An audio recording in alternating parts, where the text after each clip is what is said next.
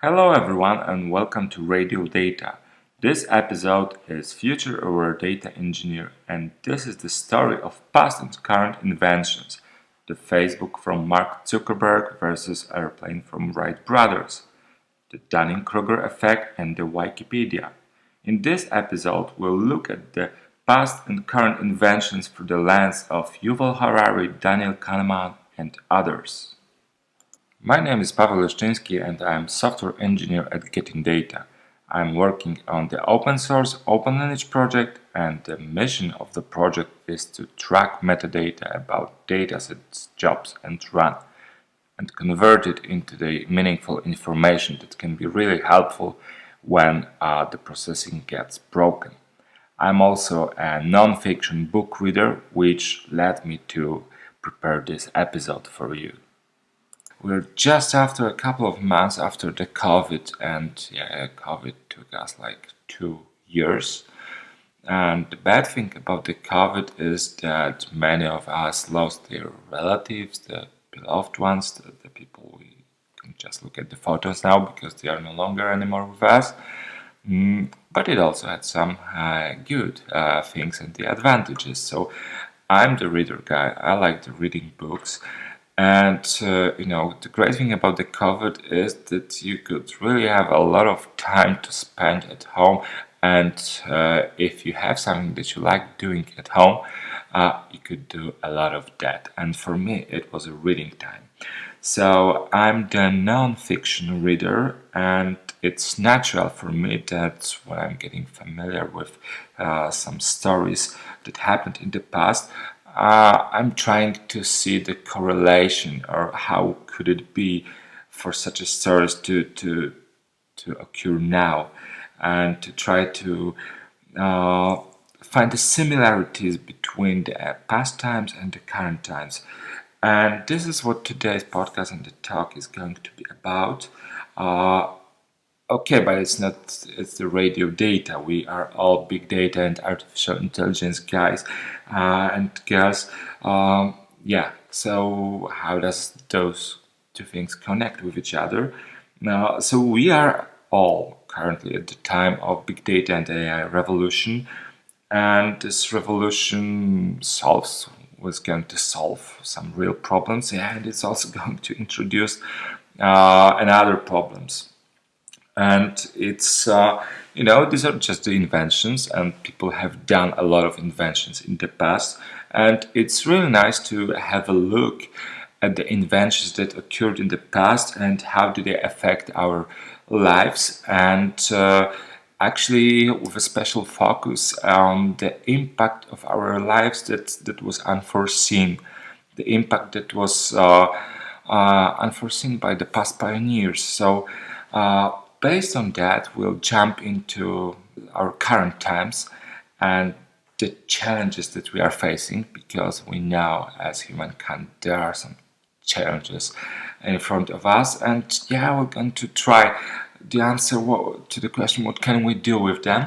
And actually, we'll try to find this answer in the stories that happened in the past. One of the first books that came into my hands at the COVID time was The Wright Brothers by David McCullough, and it's really the great story of the Orville and Wilbur Wright that were able to build the first airplane and to fly it.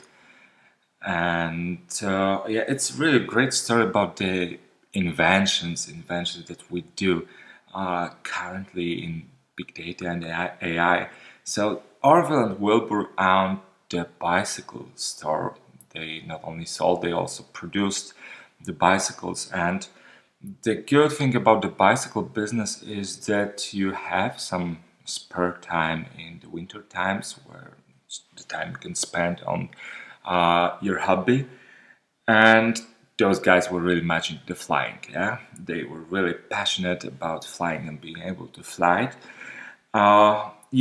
The title of the book is a bit misleading because it's the Wright brothers, and the title doesn't mention their sister Catherine, and she was also involved in this process. So, she was running the bicycle business to to collect finances to be able to invest them in the flying invention. And Orwell and Wilbur, they lived in great times because they realized that they do have all the things they can, combine together to create an airplane. So, I mean, you cannot build an airplane with a steam engine because it's way too heavy. And at that times, the gasoline engines were introduced and they were gaining the popularity, and they had enough power to fly, and they were light enough to be able to put on an airplane. So that's the great thing, and that they try to make use of it, multiple inventions available at the times, and to build something new. And the other great thing about the story is, if you think of two guys that run a bike shop, I mean, I was wondering perhaps I should go in the winter to some bike shop in my hometown and see what the guys are doing there, because most of these are brilliant people that have some spare time and try to create great things.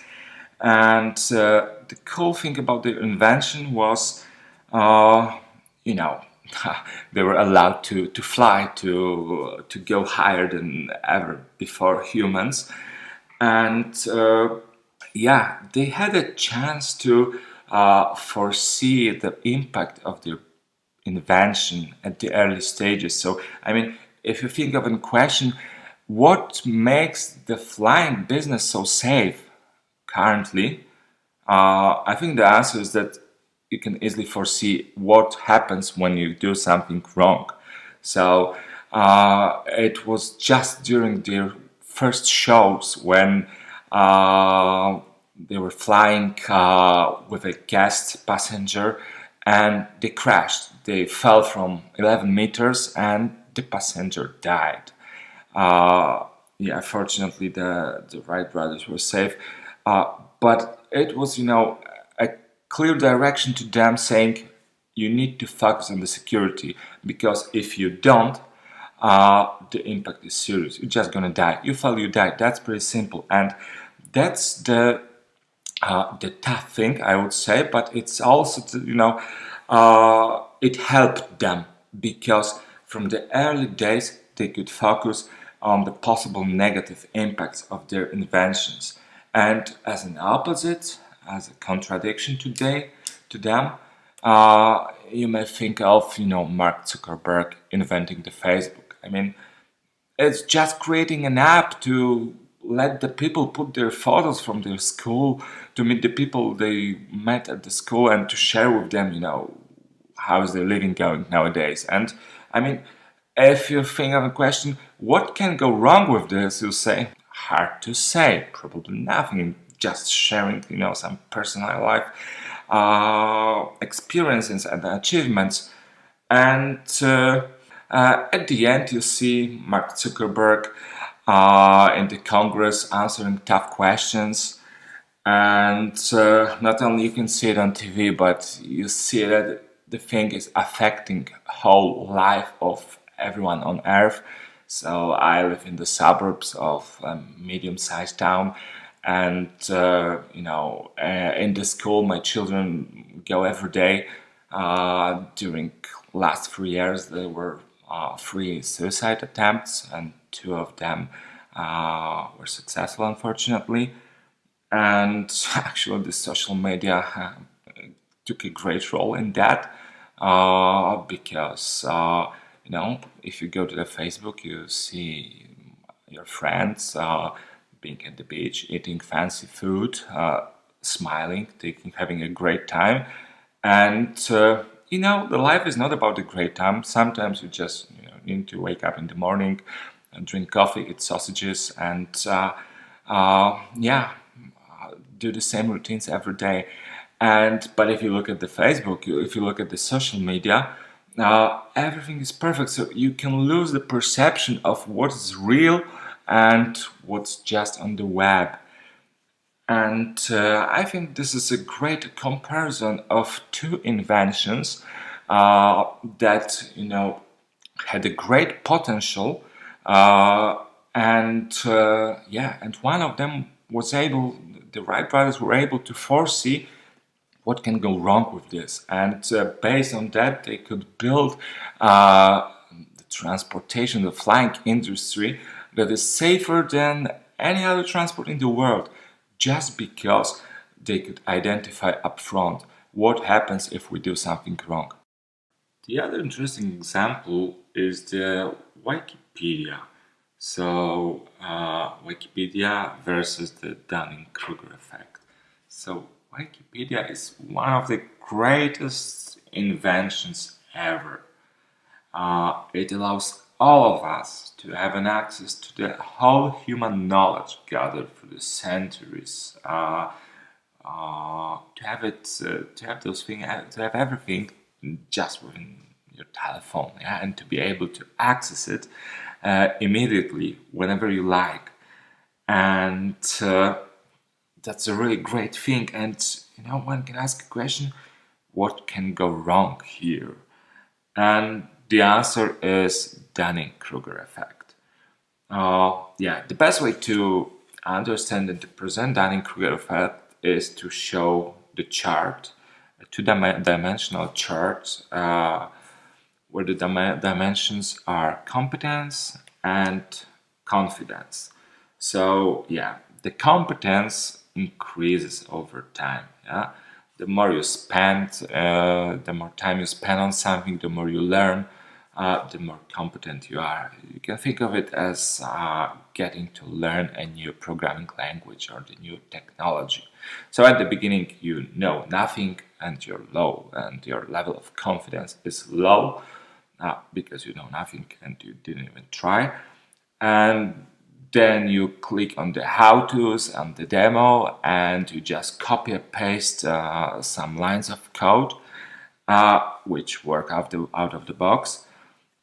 And at that moment, your competence is a bit more than know nothing, but it's still low.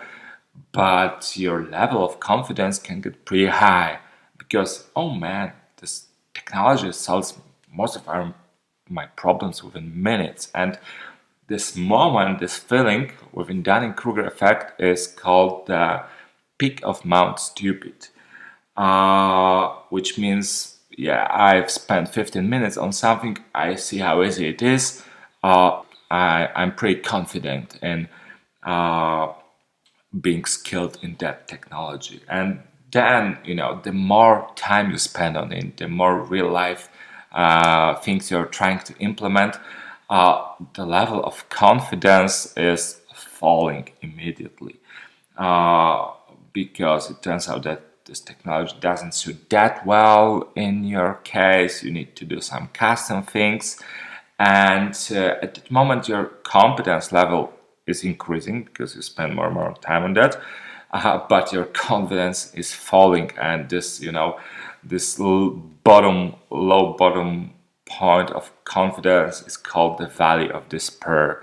And after that, sometimes you just give up. You say this technology is not good at all, but sometimes you spend even more and more time on it, and then you're starting to gradually increase the level of confidence while still increasing the level of competence. And this can take a year or two, and Dunning-Kruger called it the slope of enlightenment, and at the end you are a guru. But the interesting thing about the Dunning-Kruger effect is that the competence and the confidence do not grow linearly at the same time. So there is some point at the early times where your competence level is pretty low, but you are really confident on what you know. And this is the problem with Wikipedia. So imagine you're going to a doctor, or say, let's not go to a doctor this time, let's try to find some information on the internet. And the doctors, they do not know anything more than the things on Wikipedia. I'm pretty sure of that. But then we open the Wikipedia page, spend 5 minutes reading something, and we may get a feeling that We know what is happening to us. We may get the feeling how to cure it, but actually we're just at the peak of Mount Stupid. We read a couple of lines, think that this medical stuff is pretty easy, and we are confident in our knowledge, but actually we are not competent.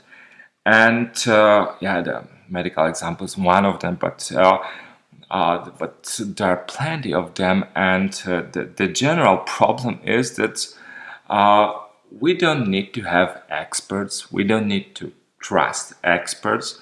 We don't need to, listen to those older guys that spent all their life studying something, because we can make decisions on our own and make decisions based on the information that the wise men also have. So we have an access to the same data, the same information as the wise men. So we don't need the wise men anymore, right? With platforms like Wikipedia, we get an access to all the knowledge that humanity gathered for the centuries. So perhaps we can make the great decisions on our own. And there's another interesting author, Daniel Kahneman, which wrote Thinking Fast and Slow, who provides a list of great examples showing that people are not that good at making decisions. So the book is pretty long, but if you don't want to read it, you can just watch him at Talks at Google from 2011. And he provides a list of experiments showing that people are not that good at numbers and at statistics at the first glance. So one of my favorite experiments is asking people at the airport about how much would they pay for an insurance. And there are two groups of people. And one is asked, how much would you pay for an insurance in case of any death happened to you abroad? And another group is asked, how much would you pay for an insurance in case of death resulted in terrorist attack abroad? And if you have some time to look at it and think logically, then any death is more general subject than death resulted to terrorism. So the chances of dying abroad to anything are significantly bigger than chances of dying from terrorist attacks. However, people would pay more for the insurance protecting them against terrorist attacks. So not protecting, but making their relatives being paid for their death, which is totally illogical. Even more irrational are the results from assessing driving skills. So people are asked to assess their driving skills, and there are a lot of people that believe that they are better drivers than average, and it's actually majority of people. And some drivers even think that their ability to text messages while driving, it proves their superior driving skills. Now, no matter what country are you from, there are probably a lot of casualties from car accidents. And the statistics say probably that speeding is the major factor, perhaps alcohol in other countries, but still it's human error, it's the driver's error. Although the drivers think they do it great. And there's a great book of Yuval Harari, 21 Lessons for the 21st Century, which describes in details what could AI do for us, what could we outsource to artificial intelligence. And if you think of your life, what decisions had you made in the past? So probably you went to some university courses or you chose some profession, and actually artificial intelligence could do it much better for you. if it had an access to your grades at school, your skills, it could choose at least that good path for you as you did, but perhaps it can choose a better one. Yeah, if you think of finding a partner, that's the interesting one, because AI can do it much better, because combining two profiles of two persons and finding their common interests, this can be done by much better by an algorithm within milliseconds. Moreover, an algorithm can have an access to a database of million people, and if you did it the traditional way, then perhaps you have met for your life like dozens, hundreds of people you were able to talk to for a while and get to know if it's a if it's a good match to just to become friends or no. And the database for the algorithm can be much bigger. Yeah, so AI can do it better. Yeah, if you choose no matter how you choose a partner, artificial intelligence could do it better, or at least that good as you did. And so the sad truth is that AI can live our lives better than we do. And yeah, it's really sad, because will it be us anymore if we outsource all the decisions to algorithms that can do it better? Wouldn't we lose ourselves and just stop being humans? Because yeah, we make the mistakes, and that's what makes us humans. Being a human is about making decisions and accepting the mistakes and the wrong decisions that you make. And being an engineer is more than just writing a code.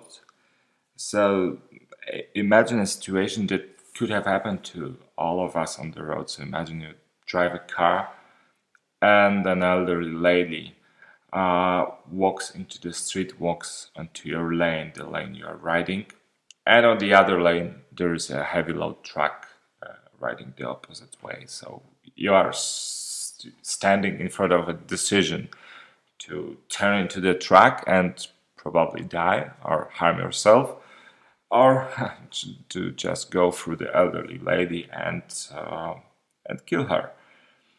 And such a decision happens to some people every day when they drive a car. And the fortunate thing within this tragic moment is that they just have milliseconds to make a decision, and whatever they choose, we cannot blame them.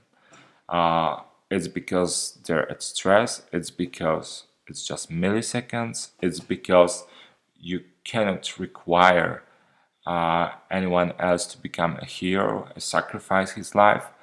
So whatever the decision driver makes, it's good enough for this purpose, for this situation.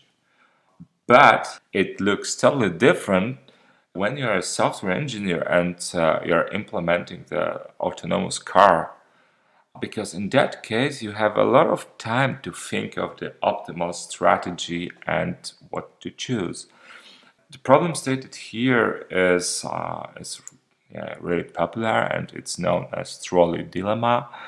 It's a problem, ethical problem in the philosophy, what to choose if there are no good solutions. And the straightforward strategy may seem to be, yeah, let's do the damage to the least number of persons as possible, yeah, and save the most of lives.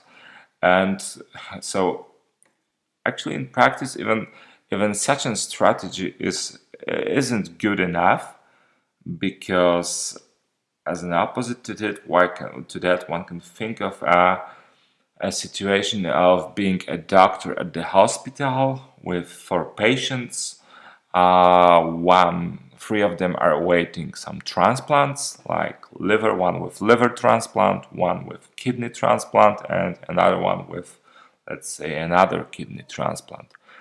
And there's a fourth patient in the hospital, which is a young and healthy cyclist who wounded his leg by a mistake on a bike.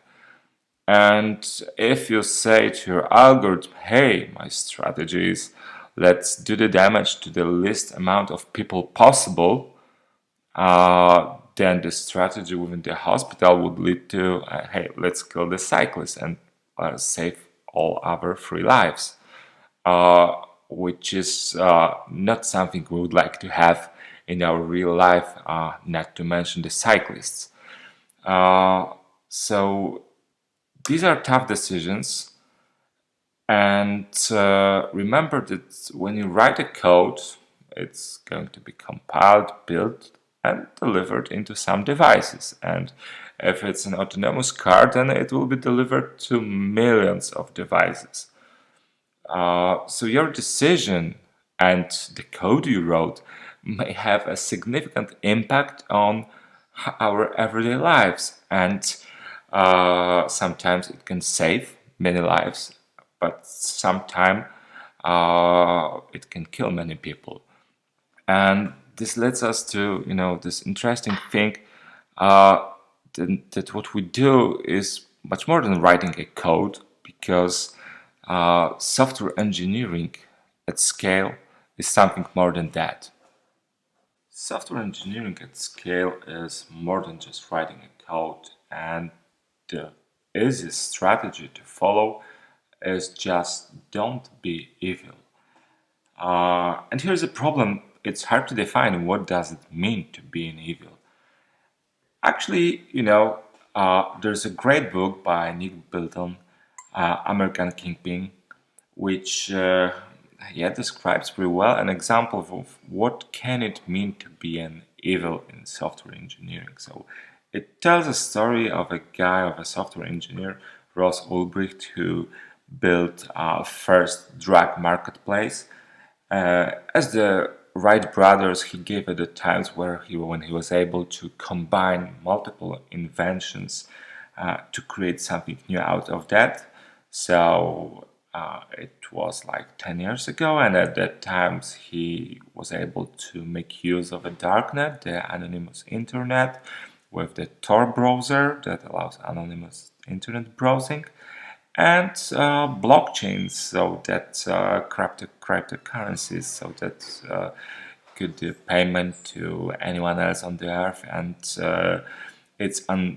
no one is able to track the origin of the money. So yeah, combining all those things together can allow you to build a drug marketplace. And at the beginning he didn't want to do it for money. He just believed that people should make their decisions on their own, and governments shouldn't ban anything, even drugs. And the other thing is that he really believed in himself, and he wanted to create something big. And and that was his project of his life. The problem of this project is that if you're dealing within the drug industry, sometimes you run into the troubles that you wouldn't want to run. Yeah, perhaps you watch the Breaking Bad on the Netflix, and the problems that Ross Ulbricht ran into were pretty similar. So, it's a podcast. I cannot share the photo of Ross Ulbricht, but if you look at the photo, it's like, I don't know if you have such experiences, but there are lots of people you talk to at the Christmas parties at the companies, and there are lots of software engineers I'm talking into, and we share our hobbies, music, and films that we watched recently. And Russell Ulbricht looks exactly like one of those engineers. The nice guy, pleasant to everyone, kind, and so on. Yeah, well behaved. And who just started the drug marketplace because he thought it's a great idea. And and then he starts running into some problems. Yeah, and the problems like, I want to have the biggest marketplace on earth, and the others are trying to build the marketplace for human organs. So although I don't think it's good, but I need to have it also on my side, because otherwise the competitors will get bigger. The next thing was heroin wholesale deals. If he didn't allow this on his side, the others would do that. So he needed to allow it, although he knew it's not that cool as he thought at the beginning. The third thing that's really a great an example of the problems within drug business is that he was cheated by one of his employees, and the problem was even bigger because he was at the time a pretty rich person and he could just forget about it. It was a tiny amount of his money, but the bigger problem was that others knew that he was cheated. In the drug dealers industry, you cannot get cheated and forgive. Yeah? Forgiveness is not that popular in that kind of business. So he needed to, not to lose his power of managing the company through the internet. He needed to hire the killers and pay them to murder his ex-colleague at work, and it was unfair to him. But anyway, sometimes you get the nasty code review from someone and perhaps you don't like him or her, but well, you don't hire that often professional killers for that. At the end, he was caught by FBI and he was sentenced to life sentence plus 40 years without the possibility of parole. The judge said that actually he has a university degree, he was just doing software, but there isn't much difference between him and the casual dealer, drug dealer on the street. It's exactly the same thing that they do, it's just different scale. The lesson here is that sometimes a big ego is not your friend. When you're devoted to some idea and totally focused on that, there's a risk of tunnel vision, and you go to hell one step at a time, and then it's too late to come back. That's the story of what does it mean to be an evil as a software engineer by an example. Don't be evil is a good point to start, but maybe not enough to solve the challenges we are facing. Things like the climate change, for example. To make it clear, 97 up to 98% of climate scientists support the consensus on anthropogenic climate change. So the climate change is related to human activities. It's obvious, but I think it's something one should repeat all the time. And climate change is not only about the climate warming, global warming as we sometimes call it, because in northern hemisphere and especially the climate in Europe is based on the Gulf Stream, and if the ice gets melted in the north, the Gulf Stream may no longer exist. So for Europe, it doesn't have to be necessarily warming. The interesting research says that by 2040, up to 14% of carbon footprint will be created by software, and then it's our part. And what does it mean to us? Actually, it means that big O notation really matters, and you really need to focus to make your code efficient and optimal. Keep in mind which algorithm do you use for sorting, and keep in mind that an inefficient code can do the damage to the planet. The other challenges we are facing is being able to estimate the value of the data we are sharing. So we are sharing data all the time. We are selling our data to all the apps and services we make use, and it's good to do that in a conscious way. So for instance, I'm the Gmail user, and probably Google knows more about me than I do and my relatives do.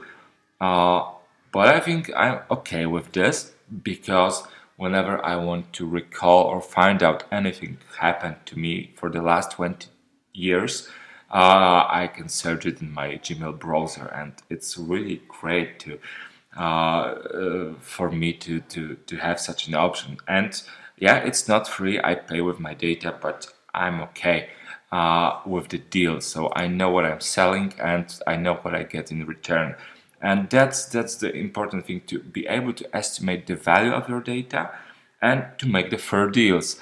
The funny example of such a fair deal may be Jacek Kuron, who was an oppositionist and fought against communism in the 1960s, 70s, and 80s in Poland.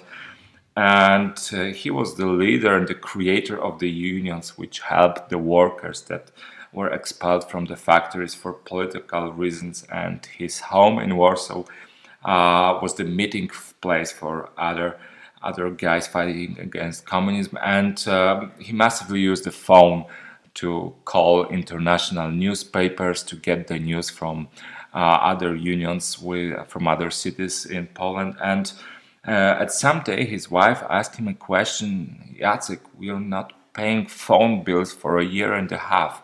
Aren't you afraid they will cut off the phone to us? And Jacek said, don't worry, they will not cut it off. So I'm sure the police is listening to all the calls I do, and I'm pretty cautious about the information and secrets I reveal. But still, it's a real great source of the information for them, and we don't have to pay for the telephone. They will not cut it off. So yeah, that's a fun example of the estimation of the value of data that you share from the 1970s. It's summer, so probably you're listening to this podcast on holiday time, and the other the other great author from Central Europe to mention here was Bogumił Hrabal. He was Czech, and he created many great novels. And whenever being awarded for some novel, he said that, oh no, it's not me who's inventing the stories, who's creating the stories. I just go often to a pub for a beer and I talk with people. I listen to their stories, I put those things together and write a novel of that. And okay, but yeah, how is it related to the topic of our today podcast? I think it's really important to be able to listen to the other people. And as the IT guys, it happens often to us that we live in a bubble. We live in a bubble of other software guys, other IT guys. We are losing the contact with other people that perhaps have other problems, that perhaps have less money than we do. So yeah, what else can we do to make the world a bit better? I mean, let's go for a beer with someone that is non-IT guy. So if you're on holiday, there's a great occasion for that. And Bogumił Hrabal was, famous for many quotations, and one of my favorite one was about learning and doing training. So he said that I self-develop because you can't just drink all the time. That's the nice guy. But still, going back to our main topic, what does it mean not being an evil? And yeah, it's a philosophical question. I'm not good at philosophy, but there is one great philosopher, the Slovenian one, Slavoj Zizek, which you can also hear at talks at Google from some time ago. And actually, Slavoj Zizek says that evil is not that bad. So he claims that if you look at the challenges that we as the people face in front, like the climate change, AI, and so on, we need some kind of evil that will disrupt the system in a way it's functioning right now. We need some kind of a revolution, because otherwise the democracy and capitalism won't solve those problems. That's an interesting point of view. I don't want to be a Che Guevara of our times. Perhaps it's because I'm afraid of riding a motorcycle. But actually, what I think, it's not that necessary for us in our times. So yeah, Perhaps you are not the CEO of some company. I'm also not. And I think there are not that many CEOs listening to this podcast yet. So we may get the feeling that we are not shaping the future of the world. Yeah, we just do our best in the field of AI, big data. And that is true, but there is some great power that I think we often underestimate. So I don't like that often being called an asset, but the big data and AI people are a limited asset. And as a limited asset, we do have more power than we think we have. What does it mean? Actually, yeah, there are more big data and AI positions than the people skilled into those areas, which means we can do a lot by voting with our feet, which means we can do a lot by choosing the job within a company that not only earns the money but does something which aligns with our vision what to do in order to make a world a better place. And that's, I think, a great thing that we as the listeners of this podcast, we've got the ability to choose the project that we work on and choose the vision that we align with. And yeah, by choosing the projects that make the world a better place, we omit those ones that we are not that keen of, that we wouldn't like those companies to succeed. And I think that's a great underestimated thing, because it's often us who think, okay, perhaps the world is need to be changed, but there is little I can do with it. If you are the big data or AI guy, you're wrong. By picking the project you like that helps to make the world a better place, you can do a lot. So I think that's the great moral of this story. So if you are listening for the last 30 minutes about what will go wrong within the world in the future, and heard a lot of negative informations, and yeah, you perhaps got disappointed at some point. I hope I didn't break your holidays. But it's not the case that we cannot do nothing. We can do nothing. Yeah, we can do a lot, and I think it's great to have such an ability. And I wish you to stay with this thought for the holiday, and wish you a great time, and see you back in some time. Thank you guys for listening to this podcast.